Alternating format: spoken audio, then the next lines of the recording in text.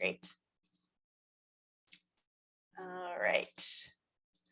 So first off, I want to welcome everybody and thank you for joining us for our virtual budget kickoff for the fiscal year 22-23 budget development process. I want to start by thanking all of you for all of your work for the past several months and the past couple of years. Despite the many changes and crises that we've encountered over the past couple of years, you all have really shepherded your bureaus through an incredible amount of change and challenge, both financially and operationally. And I just want to acknowledge that it's been really hard. It's been really rough, I know, for many of us in many different facets. And so I want to acknowledge you and thank you for your dedication and your partnership with our office through a lot of financial uncertainty, a lot of changes, and your continued hard work. It's been a rough one, but I'm hopeful that we're seeing the end of the tunnel. We have some return to some level of normalcy, new normalcy on the horizon, and I'm hopeful that we will emerge out of these crises in a better place. So I know that many of you have been working on developing your fiscal year 22-23 budget for some time. So today is really just our technical instructions kickoff. As we walk through the presentation today, as it says on the slide, please use the raise hand function. I think we have 78 participants now, so you can be sure to just raise your virtual hand and we can call on you. You can raise your hand throughout the presentation today. We will hopefully have some time at the end for question and answer, but if in one of the topic areas you have a particular question, don't hesitate to raise your hand and we'll pause for questions during each of our presentations. Also, as you should have been notified when you join the Zoom or when we turn the recording on, this meeting is being recorded so that we can save it for folks that were unable to make the time today and they can view it at a later time. So just know that recording is happening. Christy, thank you. Go to the next slide. So our agenda for today follows our typical budget kickoff agenda. I'll start by sharing some budget office updates. Then our Assistant Budget Director, Christy Owen, will walk through key elements and deadlines of the budget process. Our acting OEHR director, Kofi Dasu, is out of the office currently. So our shared equity manager, Asena Jambats Lawrence, will be walking through the budget equity tool. Then Aaron Beck will be providing an overview of our interagency agreements. I will briefly discuss our performance measurement requirements. And Robert Cheney, who's our budget systems administrator, will be rounding us out with an overview of the budget formulation and management system, which is BFM. As well as our budget document publishing system, also known as Pattern Stream. Next slide, please. So, as I mentioned, and then as earlier today and in an email sent last night, today's focus is on the technical instructions. We are and have been working with the mayor's office to get the mayor's guidance out, but unfortunately it's not yet available. They understand that bureaus need this guidance as soon as possible, and we're hoping to have initial guidance as soon as we can to you. That being said, we are moving forward with all of the other sort of technical requirements and things that we need to build our base budgets and working on those elements as well, including our CAL targets, our base budget, general fund base budget targets, and the forecast. So our city economist, Peter Holzman's working on both of those items. Our plan is to release the CAL targets early next week and then release the forecast around December 15th. There's been a significant amount of changes, as you all are aware, in the past few years, predominantly related to changes in our personnel costs. And we believe that we're accurately capturing the changes in our CAL assumptions, but we want to be sure that when you get your CAL targets, take a close look at them, ask us any questions that you have. We'd be happy to walk through them with you. And if you feel like something might be missed or not right, please reach out to us as soon as possible. And that's why we have sort of this lag time between when we release CAL targets and when we release the forecast, just in case if there is something. Again, we think we've got everything, but if we've missed something, we want to be sure we know about it and we can correct it before we finalize the forecast. Let's see. So Ruth Levine, who's a new member of the Cbo team, is working on the forecast for the Recreational Cannabis Fund, and that will be released at the same time as the general fund forecast. We've also been working closely with Sonia Schmansky and the ARPA project delivery team on what second tranche ARPA guidance might look like. We don't have an update on that today, but we again hope to have that soon for you all. The allocation of non-represented merit increase is subject to the annual approval by the mayor and council. However, our base budget assumption is to create parity across represented and non-represented employees, just as a matter of assumptions. As such, your general fund Cal target will include a pool of additional funding that would equate to across the board increases of 2% for non-represented employees. Additional guidance about how this relates to success factors and our performance evaluation will be forthcoming soon. We'll note that your bureau should not preemptively increase individual salaries of individuals in your bureau to reflect your assumed level of merit increase. Instead, we've created a new personnel account commitment item 511900, and that is where we would like for you to pool all of your expenditure side anticipated merit funding, and that will be pending the actual evaluation and award of individual merits. But that money will be put into your budget so that you have it available to balance to, and you should balance on the expenditure side with using that commitment item. And again, the final decision about the funding levels will be decided by the mayor and by council as part of the proposed budget and the adopted budget. So with that, that's my very brief introduction. Actually, go to the next slide, please, Christy. I have some exciting news. We have a number of new Cbo team members and a number of folks that are in new roles. I believe we are not the only ones who have experienced some level of turnover this year. We had a number of folks that left for different adventures in different parts of the country and different governments. And I'm very excited to announce that we have a number of really wonderful new candidates that have joined our team. So you can see here, just for your knowledge, our list of current analysts, as well as newer office and citywide support folks. And my team, I've asked to all turn their cameras on. And if you all want to put a little fun icon or something, I don't know, I don't remember what we can do with our reactions. If you want to do the party reaction, folks can see you. It's a party, and mine is the Timbers party because we have a big game this weekend.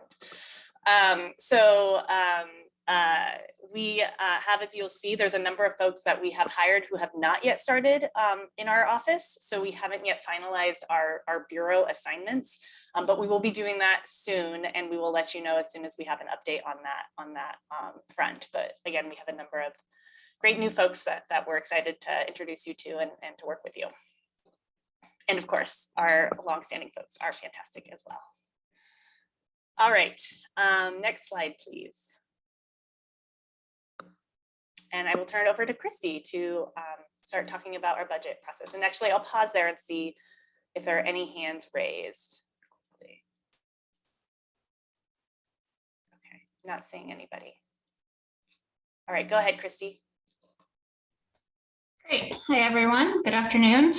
The FY 22-23 budget process, the primary components are quite similar to prior years. There are no change to legal requirements or steps along the way. So we will be, as Jessica alluded to, we will be looking to have in December general fund forecast released. I believe, and Erin will talk a little bit about this more later in the presentation, that OMF interagencies are scheduled to be forthcoming and loaded into BFM shortly. And then we know that there usually are balancing and actions that bureaus do with interagencies as part of their budget development process. And so there will be a timeline associated with that, looking to have folks make those final adjustments and to work with OMF if there are areas where they would like additional information on their interagencies early.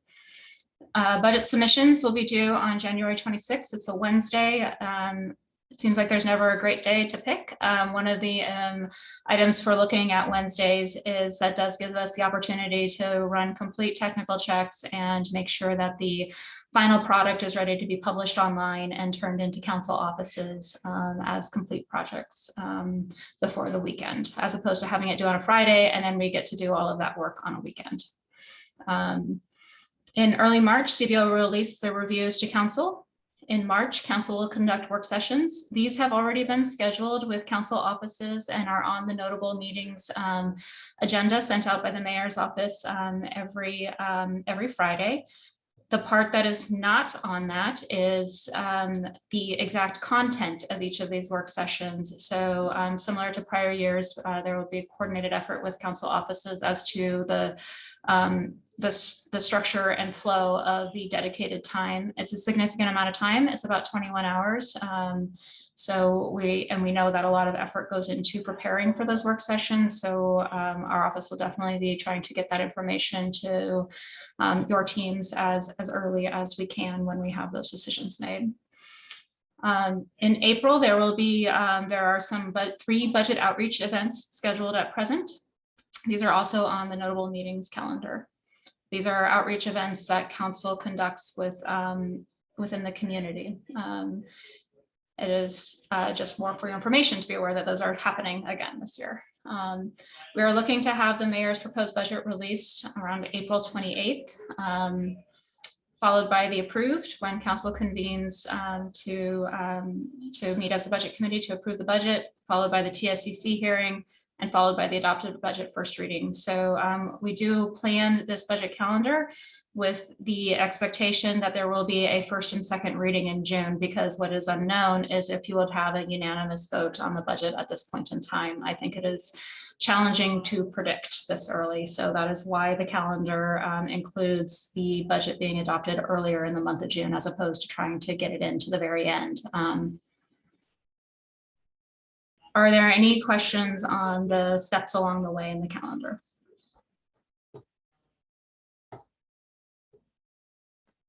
All right. So the components of the requested budget due January 26th. There's really no substantive changes for 22-23.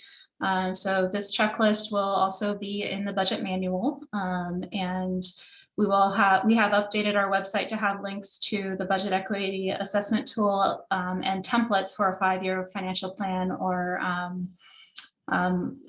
submission documents there that can help some of the bureaus put together those materials or those reports.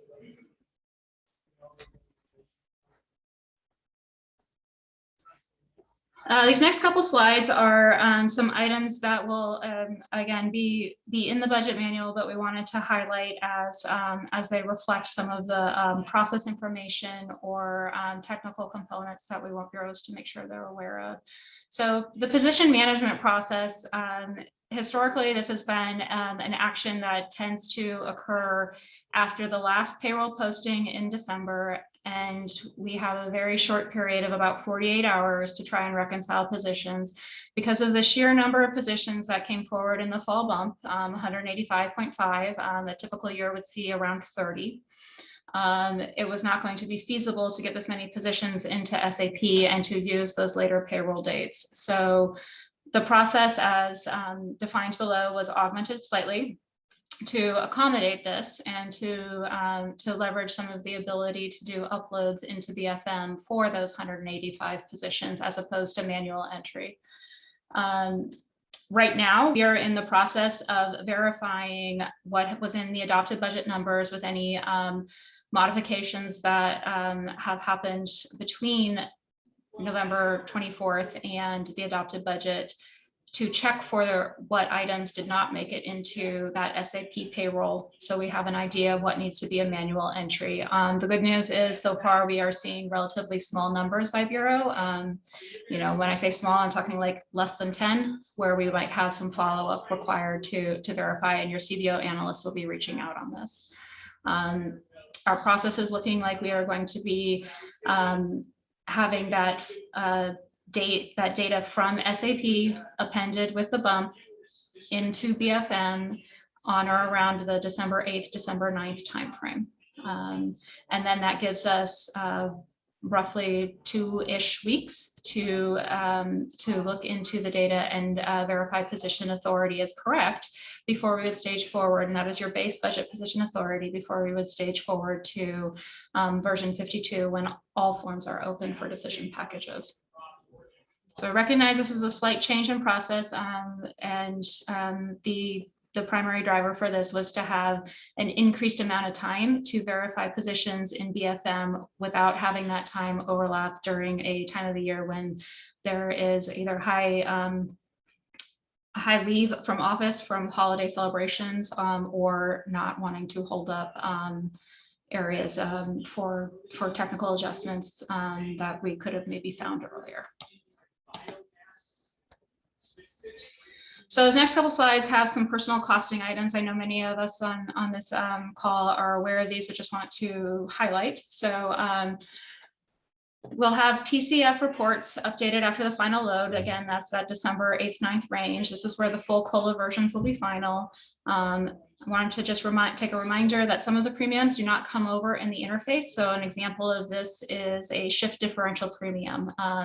Shift differential premium, you may not know which employee is going to be working a shift difference and which pay periods those are going to be. So it is not necessarily something that would come over tied to the position, but more that it is a differential that they are eligible for based on their classification. And so just as a reminder to be looking at what you budget for premiums and know that some of it comes over in the interface, but some of it is also something that you would be planning for outside of that. A big one is Ppa and Dctu. Current year COLA is not in SAP, so it is not in BFM. The reason these COLAs are not in SAP and therefore are not coming over to BFM is because these bargaining units still have outstanding contracts that have not been finalized by council. So the Cal target will include the 1.6 assumed COLA in the general fund for the general fund discretionary backed bureaus. And you will need to use a tech form in order to match the expense for this. So we just want to, again, have a reminder that it is not in the base because it hasn't been agreed to in SAP. And so this is a cost to plan for. So basically that fixed the issue. Some new cost categories for personnel planning. We have the language pay premium. So council's adopted the language pay differential policy. It's a $1 an hour premium, and this includes overtime hours worked for eligible employees. It's a particularly new premium, so we don't necessarily know how many employees and which bureaus this could impact, but we want folks to be aware of this and to consider setting aside research for this within their base budget. There is no new resource in the form of a Cal target for general fund bureaus at this point. The expectation has been that it will be absorbed within current resources. And we just recommend planning for this expense in your premium category. We also have Oregon's Paid Family Medical Leave Act. So this was originally supposed to be implemented January 2022. However, during the pandemic, the state issued a delay in the startup of Oregon's Paid Family Medical Leave Act. So if you have legal questions on what this act is, I'm going to suggest reaching out to the city attorney's office. I believe Ann Milligan has been the attorney working on this project, but what we're really talking about here, and this will also be in the budget manual, is how to plan for any expense associated with the Paid Family Medical Leave Act. So for general fund bureaus, the full bump of FY 2021 included instruction for a Cal target adjustment to cover this expense. For non-general fund bureaus, there will be a projection engine in PCF where you could cost out what the portion for Paid Family Medical Leave Act that you could plan for. And then BHR will be managing the premium collection and remittance process to the state of Oregon. So the state and therefore the city are in the process of still finalizing these rules. So this is more just about planning for how to cover the expense and not necessarily a lot of the technical, how the payment and instructions like it there. It's in Cal, Claudio. So right now, technically speaking, when I say it's in Cal, it is in a policy set aside in funds management. And we just need to apportion it out to the bureaus that are in the general fund.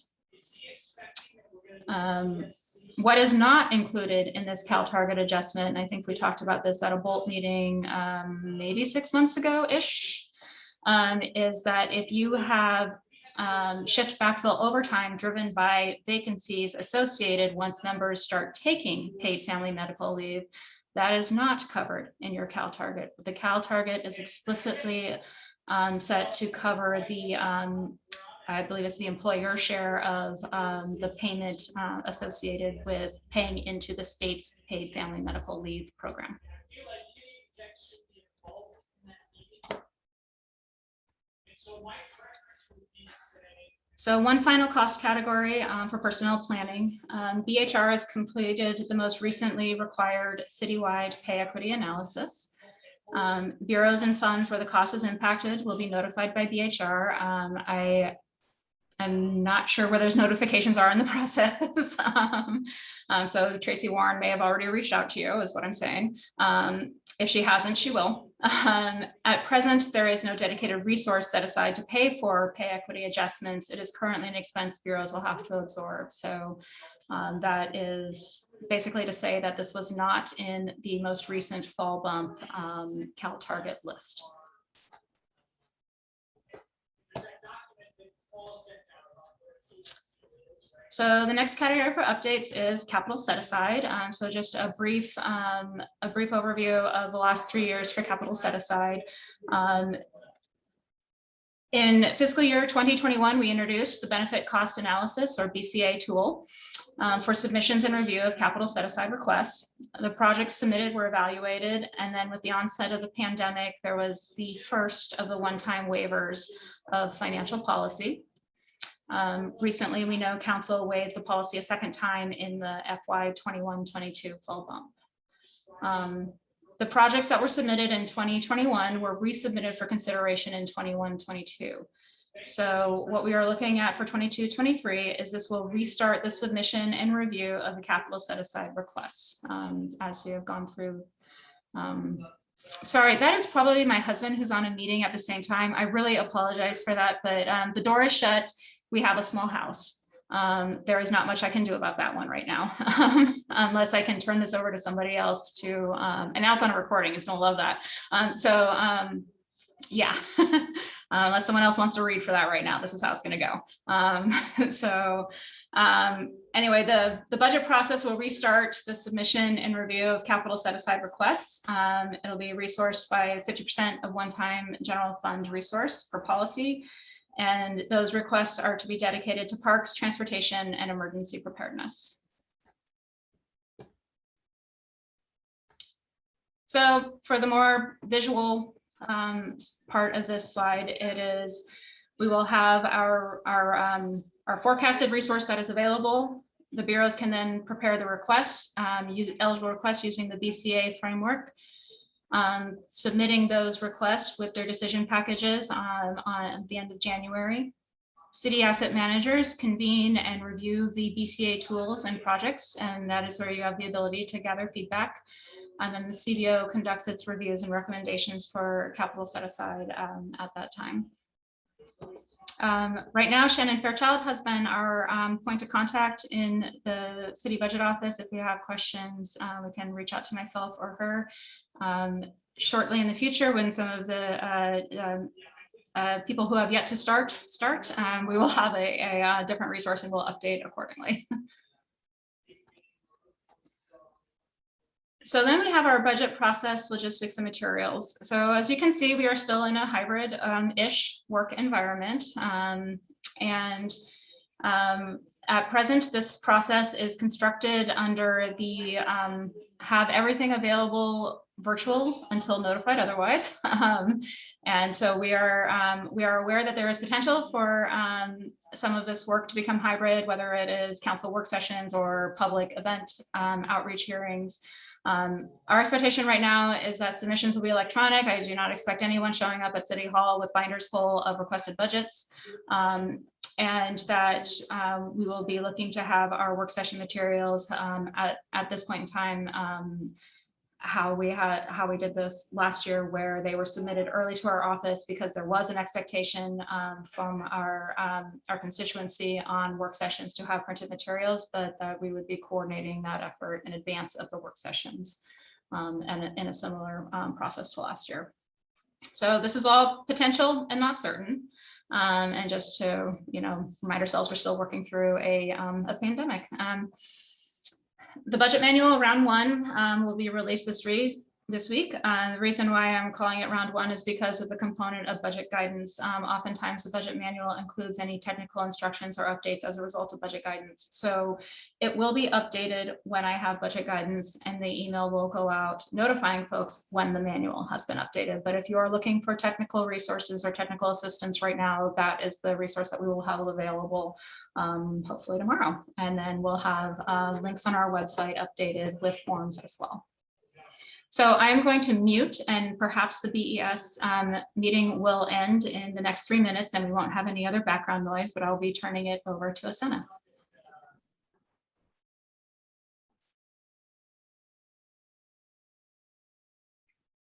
Thanks, Christy. Good afternoon, everyone. My name is Asena Junbuz Lawrence, and my pronouns are she, her. I'm the Small Bureau's Equity Manager at the Office of Equity and Human Rights and serve as the Equity Manager to the City Budget Office. Next slide.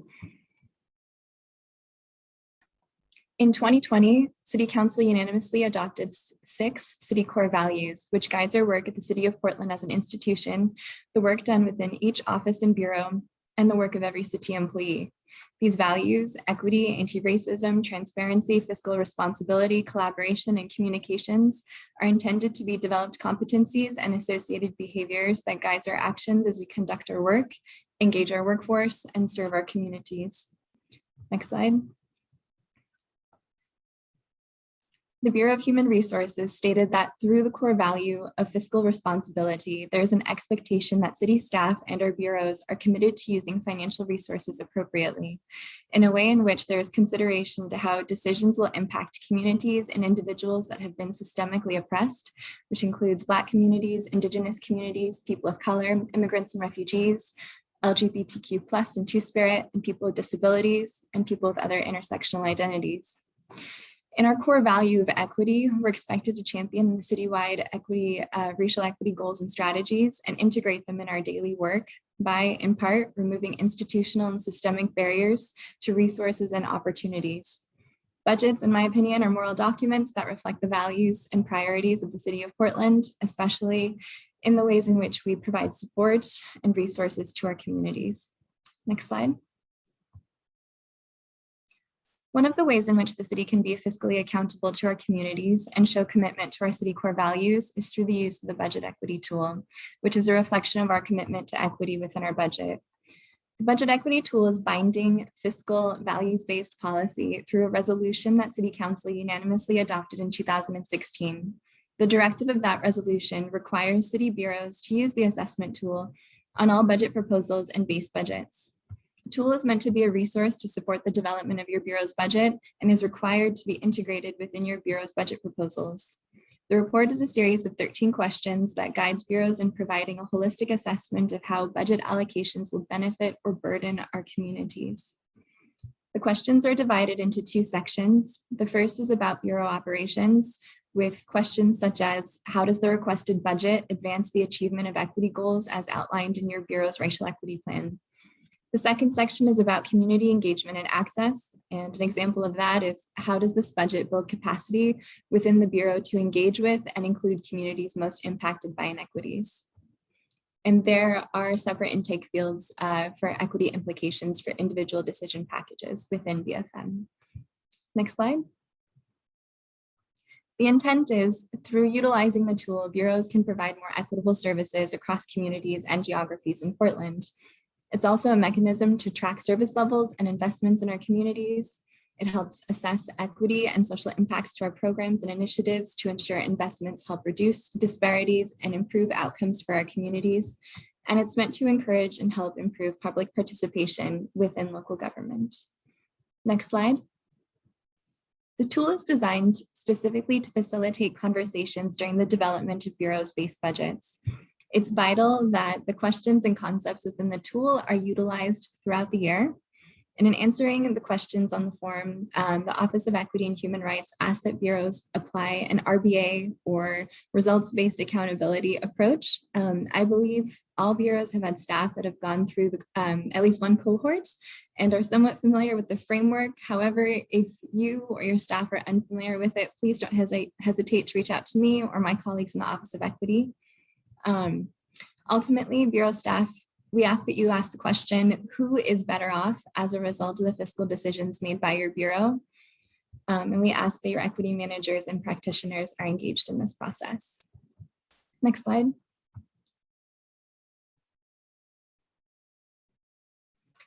Anyone involved in the budget process should be familiar with and contributing to the budget equity tool. And we encourage you to share the tool early with your staff. The Office of Equity and Human Rights is a resource. And again, if you have questions, please reach out to me or to Dr. Dctu, our Deputy Director, who is also one of the architects in developing the budget equity tool. As far as your own internal processes go, we ask that your leadership review equity forms at least twice. The first time is so that leadership can provide direction early. And then the second time is prior to the submission for final approval. While your Bureau's equity managers and practitioners are intended to be key advisors in the process, they are not responsible for completing the tool. They should advise decision makers on opportunities to enhance equity in decision making, which will help inform the tool, but they are not meant to be the authors. Next slide.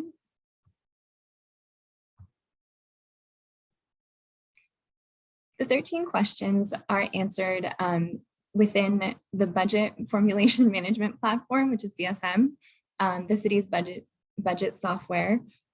Each city bureau and office is required to complete a report within BFM. And within BFM, it's my understanding that there's a supporting document to assist bureaus in entering inputs from the tool. And the form allows for reporting, analysis, attachment of performance measures without relying on piecing different Word documents together. Next slide. Once submitted, the Office of Equity and Human Rights provides a review of each bureau's equity reports. These reviews are reflected in the Office of Equity's rubric, and this slide shows an example of what that looks like. There's an analysis for each question that is answered, and the Office of Equity's reviews are shared with the City Budget Office, with City Council, and with your Bureau leadership. The Office of Equity provides feedback in time for your Bureau's budget work sessions with City Council, and then during those work sessions, my leadership and myself will be there in the event that we need to provide any feedback as necessary. Next slide. And I'll pass it back to Christy for this one. Thank you, Sana. Yes, so the CBO uses the budget equity tool as well.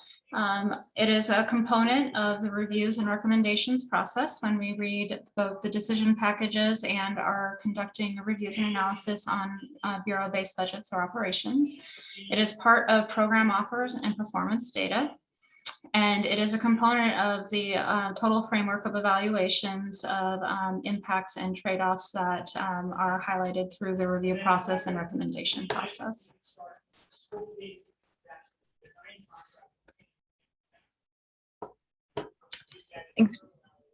Thanks, Christy.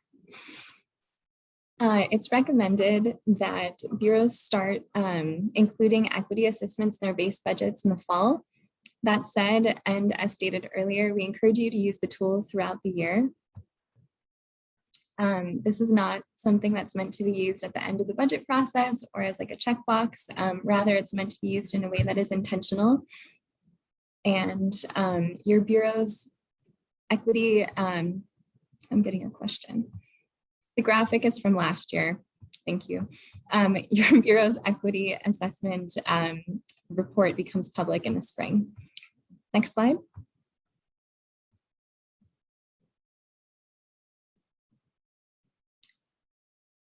And those familiar with the Budget Equity Toolkit, the questions and framework for fiscal year 22-23 are consistent with last year's. The questions have simply been a little bit reorganized within BFM within the input boxes. The Office of Equity is currently reviewing the tool. There might be modifications in the future. I'm also considering developing a simplified tool to use year-round to assist with consistent and normalized use of the budget equity tool. And I will coordinate with equity managers and equity practitioners as the process is scoped and as I develop it. Next slide. And that's it. This is the conclusion of a very short discussion on the budget equity tool, and Christy and I and Kofi are here if you have any questions.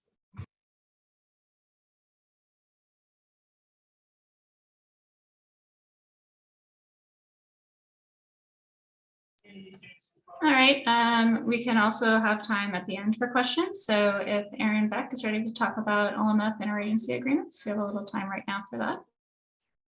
Okay, yes, I'm Erin Beck, and I'm with the Office of Management and Finance Business Operations Group.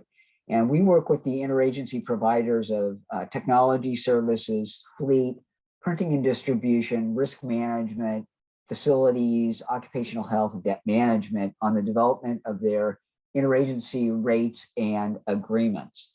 And we're targeting to have the interagencies pre-populated in BFM on Monday. And they would be pre-populated in the Bureau's cost centers and at the IA sub-account level. A cover memo would go out when the IAs are in BFM, and that would detail out changes to the interagency agreements from last year, the IA process for the requested budget, resources for the interagencies, or learning more about them, who the contacts are for the different interagency agreements, and some other information about changes in methodologies for some of the providers.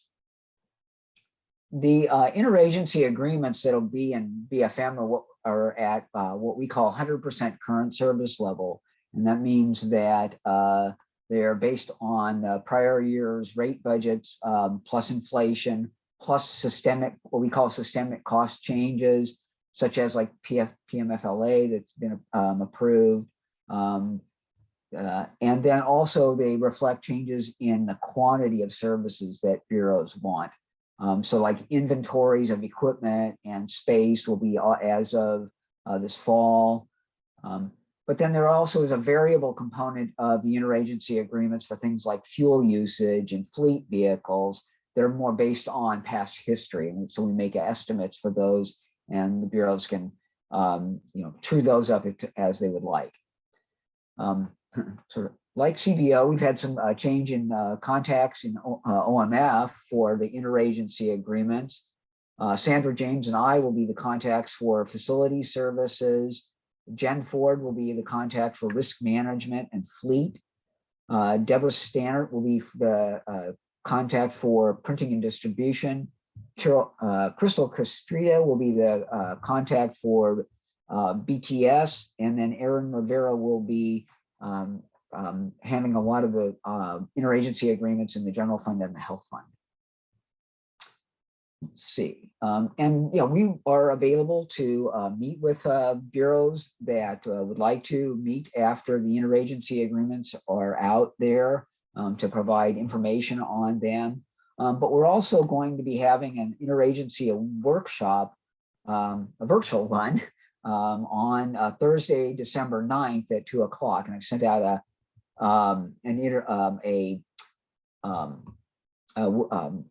Teams meeting for that. So you all should have that.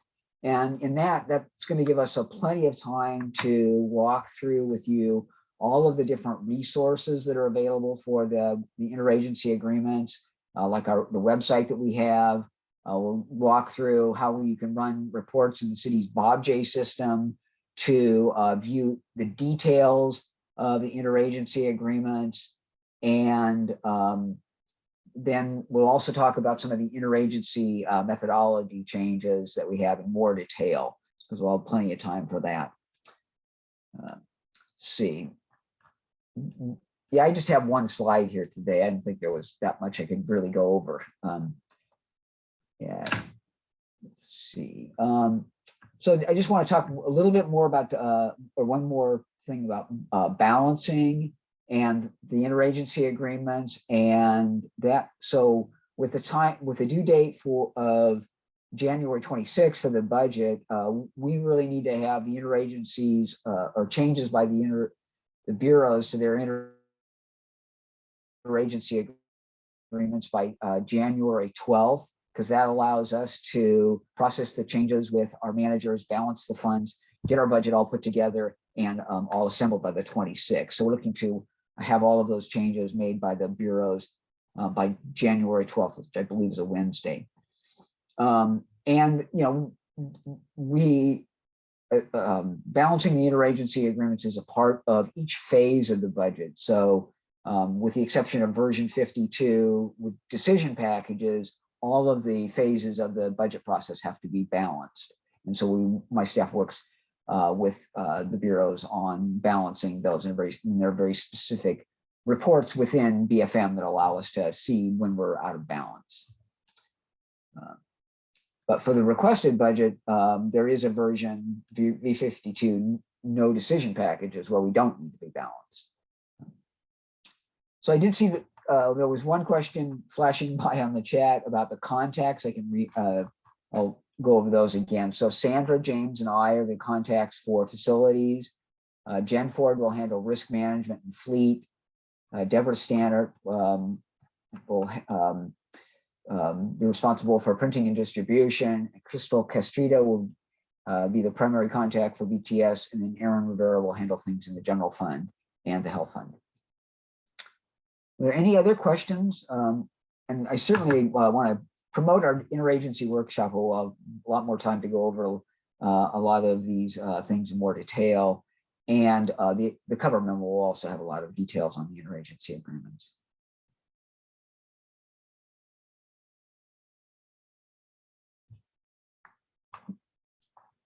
All right. Then I'm not sure who I turn this over to, because. Back to me. Okay, back to Christy. It's Jessica, although we do sound the same. Thank you, Aaron. Hey, Aaron, what have you counted how many budget kickoffs you've done? You are our expert witness here. It's got to be like 15 or more, I would think. Oh no, I'm doing this a long time, too long. Yeah, well, I was thinking in terms of, but I don't know how long we've been doing the budget kickoffs. But budget kickoffs. As long as I've been doing them, as long as CBO's been having budget kickoffs, let's say that. Yes, Aaron gets the longevity award. Thanks, Aaron, for always coming and providing your input and being available for questions during our kickoff. We appreciate it. Okay.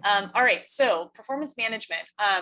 I am not the city's performance management lead, but we will have a new citywide performance management lead that is joining us in early I think December, or I'm sorry, January 10th. So not that we're eagerly waiting for that date at all, but I'm going to walk us through some of the slides for our performance management in her absence. So Christy, go ahead and move us to the next slide.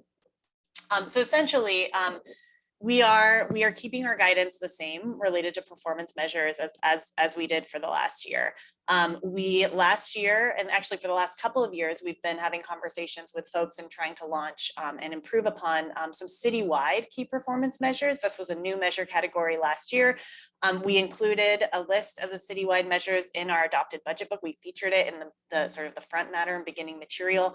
This is definitely the direction we want to go in. These are the highest level outcome-based measures. I think they can provide a really useful foundation as we talk with the council and begin to have more conversations with council on their ultimate goals and objectives that they want to achieve. And we start building sort of a foundation and a framework around measuring our progress towards those objectives. So encourage folks to continue thinking about the types of measures that they might want to elevate to a citywide measure, and reaching out to our office when Lillian Nguyen is the new person that we've hired. You can reach out to her once she's been hired, or you can also reach out to me or to Christy if you have questions beforehand, and we'd be happy to answer them as best of our abilities and connect you with Lillian when she starts. So just to highlight that is still like our ultimate goal, is to build up to those citywide measures. Of course, you have individually in your bureau a whole suite of measures that you've likely been tracking for years and that you will continue to report on as part of your program offers, as well as part of your bureau-wide key performance measures.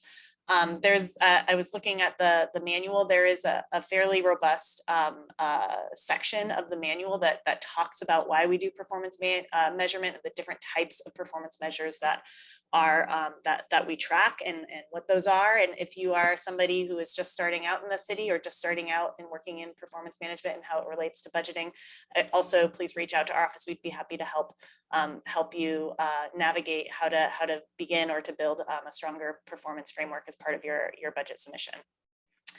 Go ahead and go to the next slide. So again, no changes from last year in terms of our performance proposed data report, proposed to data reporting. We are continuing to, and I think just generally, we're now approaching our third year of having program offers. It's our third or our fourth year of having program offers. So we want to just continue to refine those materials, make sure that the information that we're providing on our services is accurate and is a good summary of the services that we provide, and we're assigning performance measures to each of them. And then we are continuing with our the sort of optional element of having annual targets. We do want strategic targets to be required to be part of all of our measures. So you want to identify where you're trying to get ultimately for each of your measures. Whether or not you want to put in an annual target, what you're trying to hit next year is optional. Monthly reporting option has been removed. That is something we're no longer going to be including and asking for. And then measures are not going to be graphed in our final published books this year. And I see there's a question. Robert, you have a question? Hi, Jessica. Thanks for taking my question. I was wondering how I or others could get more involved in city performance work. Oh, it's such a great question. Can we go to the next slide, please? Yes. So we have this thing called the Performance Advisory Committee, PAC. It actually started over a year ago and was gaining a lot of great steam and momentum, and we had some internal staff changes and put it on hold. But it's a really great group, a multi-bureau group of performance champions from across the city.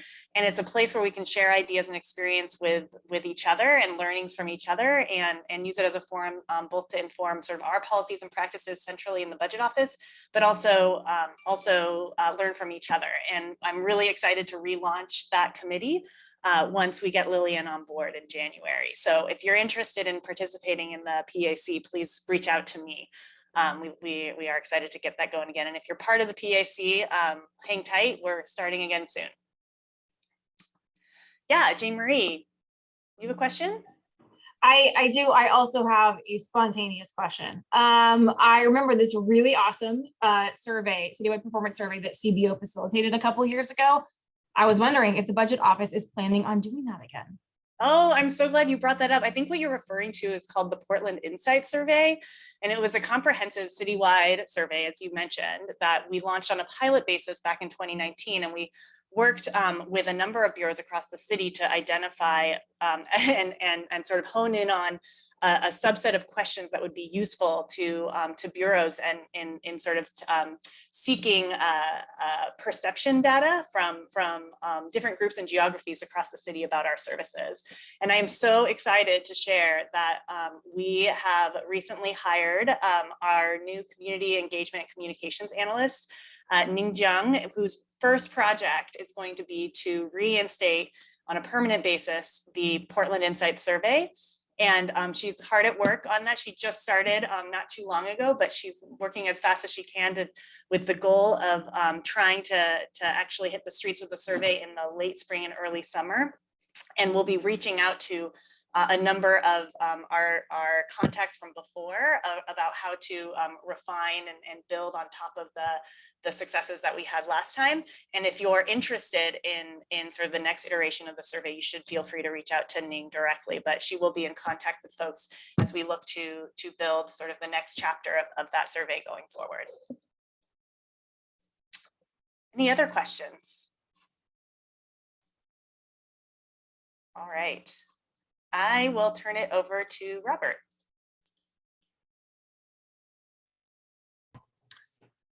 Thanks, Jessica, and hello, everybody. Robert Cheney here. I am the BFM administrator and the pattern stream administrator. So that's why you've received a lot of emails from me regarding updates and whatnot. So yeah, let's dive in. There is a demo environment for BFM that basically allows for folks to kind of use like forms. Typically, I think the biggest form right now is the decision package form, because the technical adjustment form doesn't have the data that we need to help folks move along, like Cal targets, PCF, and IAs aren't loaded into that yet. So it's mostly right now, its biggest utility is the decision package form. If you want to, and we can send out communications here after this where it allows folks to get into the system and play with decision package forms and whatnot. And it has a very small suite of reports that link to and query the demo environment. And you can see in that screenshot right there, it's the 302, the 304 budget tracking are the big ones, and the DP form. So, you know, and I should say employee maintenance too. If you want to, if you know, you're still becoming familiar with PCF and you want to say, make a trial, take a test run at maybe adjusting an employee's allocations, you can go ahead and maybe play with that in employee maintenance in the demo environment, and then run the 302 or the 304 and see how that looks. And I'll be opening the capital projects form as well in the demo environment, but I'll probably work closely with that stakeholder group, because there's also a service we provided last year, which was allowing folks to import that data as opposed to using forms. So yeah, and we can go to the next slide. And then in the actual BFM right now that folks love being in, the performance measures form is now open and ready for data entry. We rolled over the system after the fall bump. It's a separate little process, but it's been rolled over, and actuals are updated. I would encourage folks to get into the system and just verify that all your performance data looks correct and all your targets look correct. And then as Jessica already mentioned, we are no longer requiring, we never required it, but we're no longer offering like the ability to enter in AP 1 through 12 data. It's just a much more simple form now. It just says, you know, 21, 22 current year actuals. So that's hopefully, you know, going to make things a little less complicated for folks.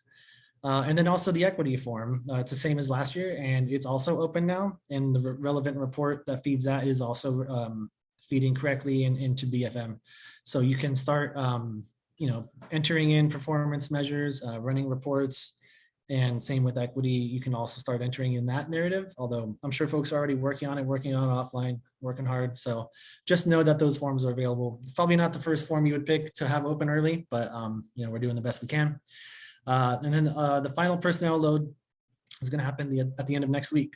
And like Christy mentioned, we're going to take the data that is in SAP as of 11/24 and append it with all of the fall bump positions, all 180 of them that were added. And we're going to load that into PCF within BFM at the end of next week.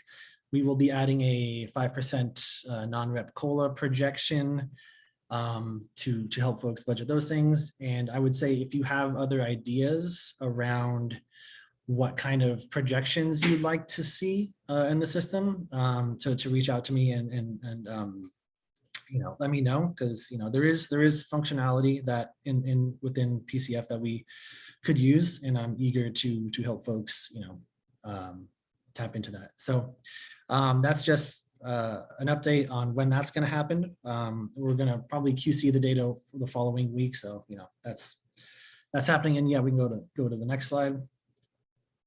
And I sent out a survey, and I think it was October, and I was really excited to see where folks kind of stand with the system, what we need to learn going into its third year and its first year with me at the helm, and try to get everyone more comfortable with it. I'd hope to have a lot more trainings in November. The fall bump kind of consumed that time, but then we realized, you know, folks are going to be actually in the system in January, so maybe that's the best time to, you know, to help folks internalize all of that training. So we will be having some trainings. I think what the survey indicated to me was that a lot of folks want to learn more about PCF. It is a really pretty complex personnel cost forecasting engine. So I'm eager to, you know, kind of deconstruct and talk about what goes into that. And then there's another concern or another issue that folks want to learn about was reporting. And then anything else, I think, you know, I'll have kind of like what the webinar type approach where we'll have virtual meetings and then we'll record them so folks can go watch them afterwards. And then, you know, just if your team, if your, you know, your finance team wants some more hands-on training, just let me know, and we can work with you. And yeah, like the last box right there says, you know, they'll be recorded, so they'll live forever. And hopefully no one will talk in the background. Christy, solidarity with you on that one. But yeah, you know, that's coming. And again, don't hesitate to reach out if you have things that you'd like to see in BFM that, you know, maybe we could make happen. I don't know if I have another slide. Is there another one? Of course there is. Pattern stream.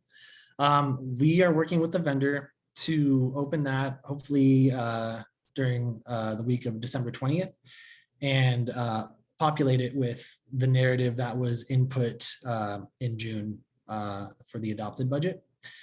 And, you know, when we open pattern stream, it's usually, you know, we open it up, we allow folks to get in there, and it's going to be iterative. I will be updating queries that maybe, you know, folks maybe are noticing that data is not pulling in correctly or whatnot. So it's not going to open and be a perfect representation. We'll be adding new program offers because I noticed a lot of folks are requesting new functional areas in the chart of accounts to dial into that, which is all stuff we anticipated when we rolled out program offers. So yeah, you know, just be aware that, you know, it's not going to be perfect at the end of December, but as we roll along through January and approach January 26th, everything will be dialed in. And don't hesitate to reach out to your CBO analyst and me with, you know, any updates you need to make. If you need to change, you know, someone new on your team or someone's switched assignments, anything like that, we're here to help. And yeah, just I think that's it. And I'll open it up to questions if folks have any.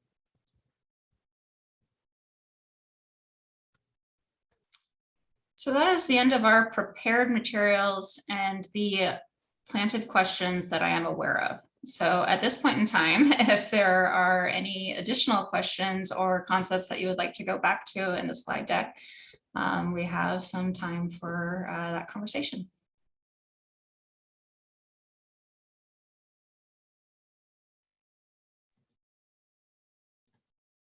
Christy, I had one question on the BCA form for the capital set aside. Is that due at the same time that the budget submission is due, or is that due early? I can't, because I thought in the past we had those due early, but. That's a good question. I'm hoping Shannon Fairchild's on the call for that. I had not been in this capacity during a BCA framework. So. Yeah, it's interesting. We put. Do you want it early? No, I don't want it. So I think I was just scrolling through looking for Shannon as well. It is one of those things too that we've only done it once. It was a new pilot initiative that we did 2 years ago. And so 2 years ago or 3 years, I can't even remember what year we're in and what's happened in the last couple of years, but we've done it once on a pilot basis. We were preparing to do it again, and then the pandemic hit. And so I believe we'll get back to you, Aaron. I don't want to misspeak, and we'll get back to everybody on the timelines and whether it's distinct. I seem to remember it's not early. It's not early. I just got like a flurry of messages. It is not early. It is not early. So Shannon is aware. Yeah. All right. Thanks. We always will take early work. I think FPDR usually has the first submission in on occasion. So if you are looking to bump them out of their position, but. Okay. Thanks. Yeah, maybe we can do some prizes or at least verbal accolades to the first submission.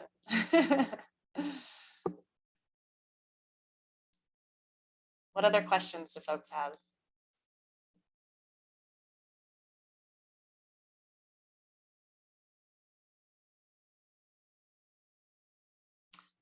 I saw there was a question from Elizabeth Gallagher in the chat, just for the purposes of the recording. So I don't know if the recording captures chat. Elizabeth asked about for current year performance metrics to be updated in the 1800 form. Is there a timeline we ought to target? Or is it up to the Bureau to provide context for what year to date means in terms of info included? And Robert has answered that's a great question, and he'd ask bureaus to put notes in the justification field for those measures.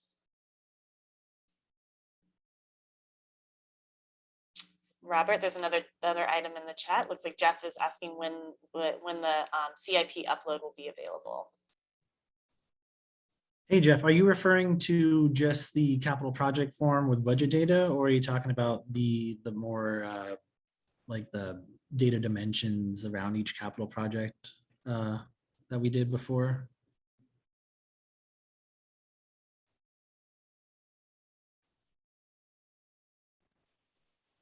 I can speak. Either I think, way, I would quicker than I say- can type. Yeah, the CIP status where we're determining toggling what's published and what's active. Okay, where I Among send you other like an things, offline yes. spreadsheet. Yeah, I would say that is something we can do probably after the PCF load at the end of next week. I can start helping folks with that. Because we do. I'll basically do a final. I'll be doing continuous master data updates, but yeah, I would say I can work with you directly, but how soon would be best for you? Sooner is better, but I was just trying to plan out my work schedule to Okay. get those Yeah, details. that's probably, sooner is better probably for everybody. I would say I can start working on that the week of the 8th and the 9th, like the week of the 12th. Start getting those out to folks. And then again, like everything else with the budget development, it can be iterative. We can, do it over and over again, but I can get the data to you pretty easily and pretty quickly within the next couple weeks. Thanks.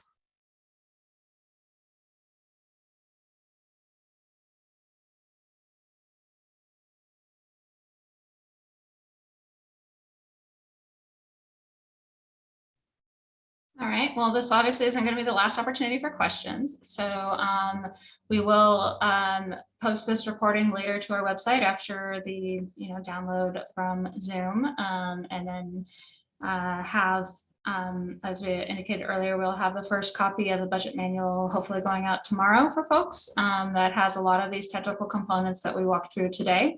And then as the budget guidance rolls forward shortly, we will update the manual with any technical components or instructions that are related to budget guidance.